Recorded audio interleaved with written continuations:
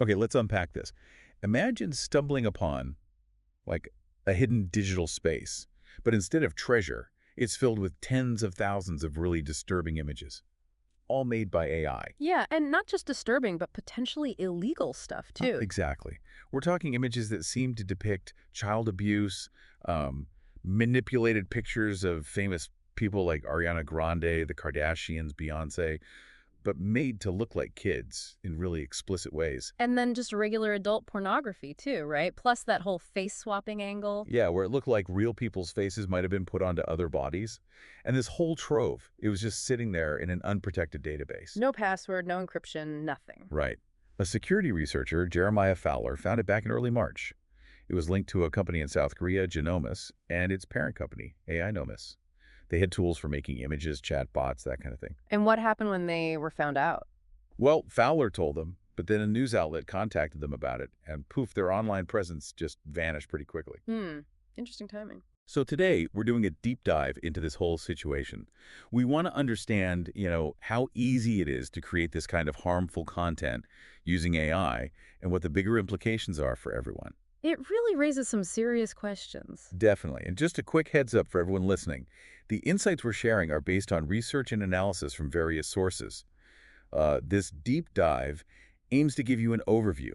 We really encourage you to explore further, make your own informed decisions. Think of this as a fun and informative starting point. Exactly. Hope you enjoy. So let's get into it. The sheer amount of data Fowler found is pretty striking right off the bat. Over 45 gigabytes. That's substantial. Absolutely.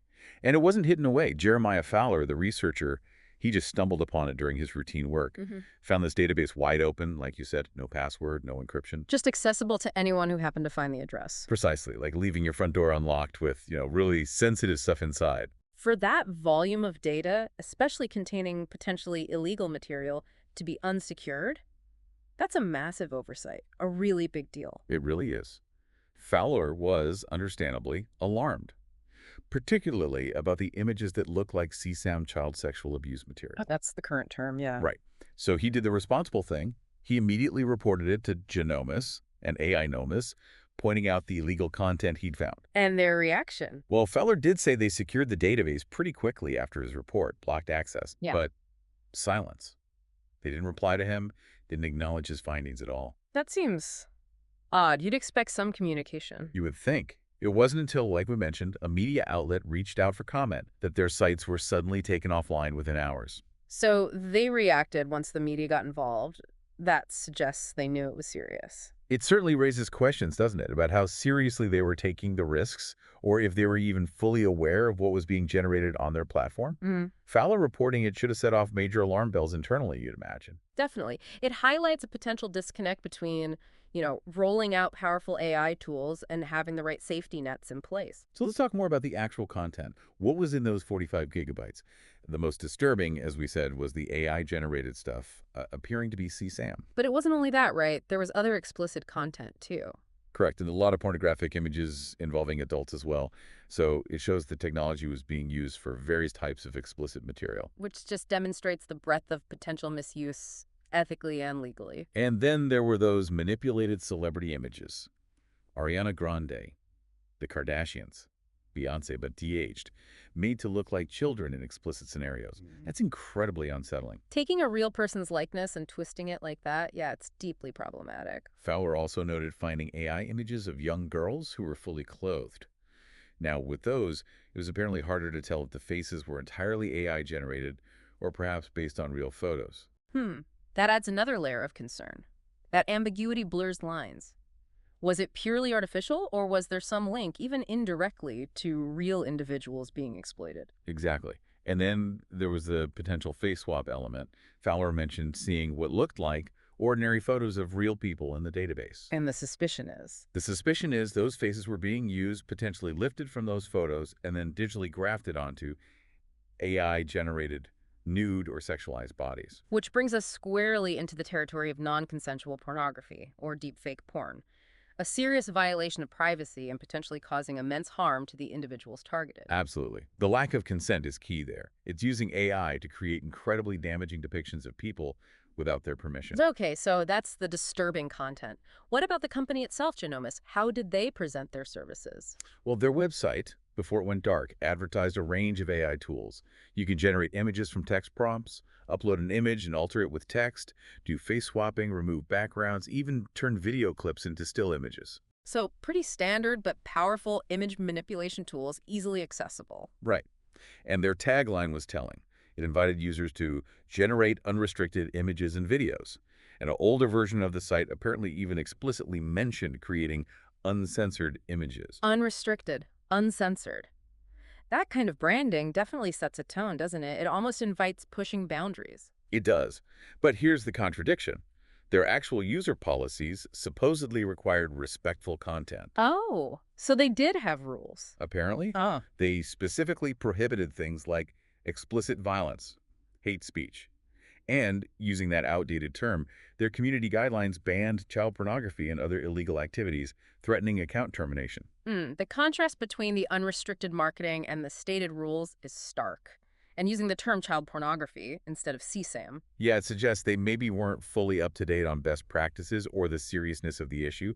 It makes you question their actual commitment to enforcing those rules. It certainly raises doubts about how effective their moderation really was. And we get some clues about that from users themselves.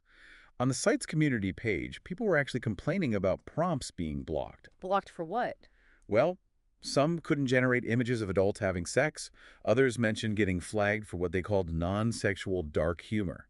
So some level of filtering was happening. Okay, so maybe it was inconsistent. Possibly.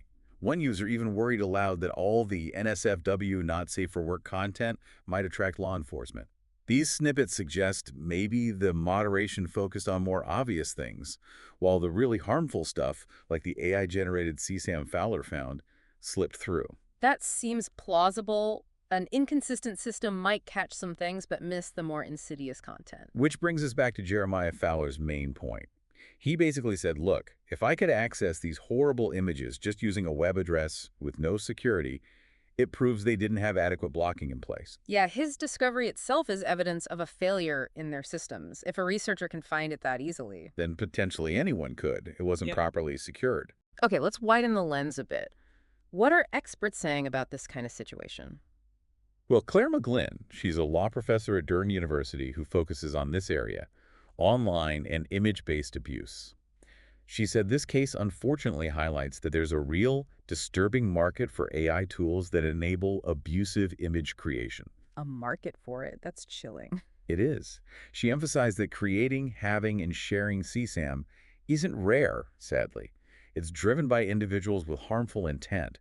Her point is crucial.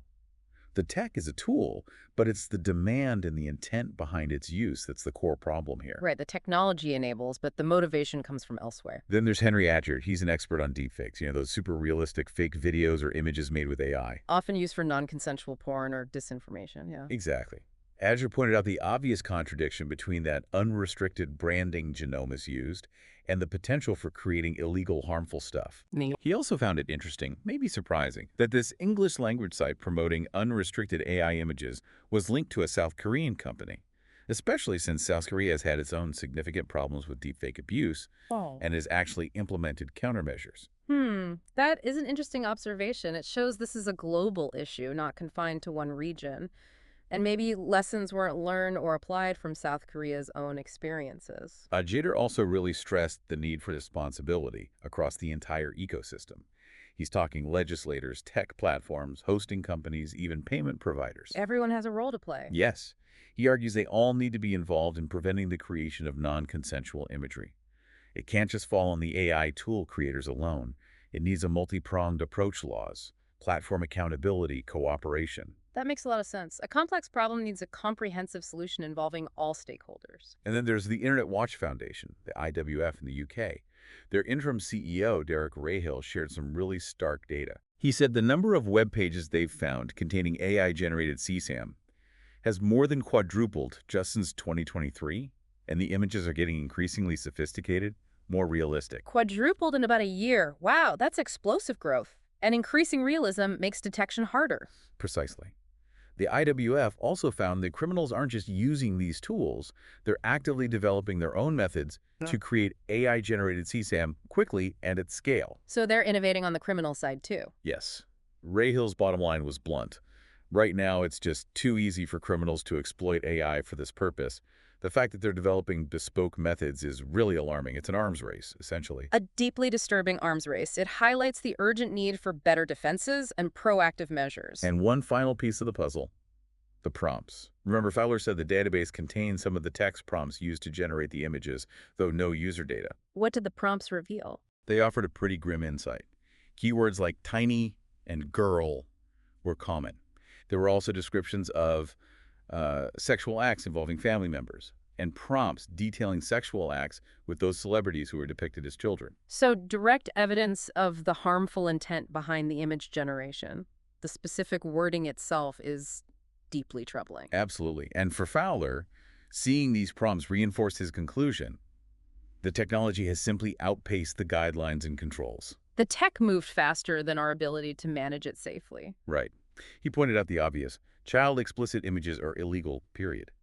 But the technology, guided by these prompts, was still capable of generating them. It shows the limits of just relying on the law after the fact. We need proactive ethical considerations built into the development and deployment of these tools. You can't just ban something and assume the technology won't enable it. Exactly. So wrapping this up, what we saw was a major data exposure, revealing thousands upon thousands of explicit AI images. The worst being AI-generated CSAM and those disturbing de-aged celebrity images. Plus, the potential for face-swapping real people onto fake bodies. And the key takeaway seems to be the alarming ease with which this harmful content was created, coupled with what looks like a serious lack of effective safeguards by the company involved. Yeah, that gap between their stated policies and the actual content found is glaring. It really screams for more accountability, better prevention. This whole incident is a pretty stark warning, isn't it, about the power of AI image tools and their potential for serious misuse. It underlines the critical need for proactive steps, technical, ethical, legal, to stop the creation and spread of illegal and non-consensual AI imagery. Which leads to a final thought for everyone listening. Given how fast AI image generation is advancing and seeing this clear potential for misuse, what responsibility falls on us, on individuals, on the companies building this tech, on governments? What proactive steps can actually be taken now to mitigate these risks before they spiral even further? It's a huge question, one that needs serious discussion and collaboration from, well, everyone. How we answer it will really shape the future impact of AI. Absolutely. Well, if this deep dive into the realities of AI image generation got you thinking, please do like, subscribe, share this discussion, and definitely leave your comments below. We genuinely love to hear your thoughts on this.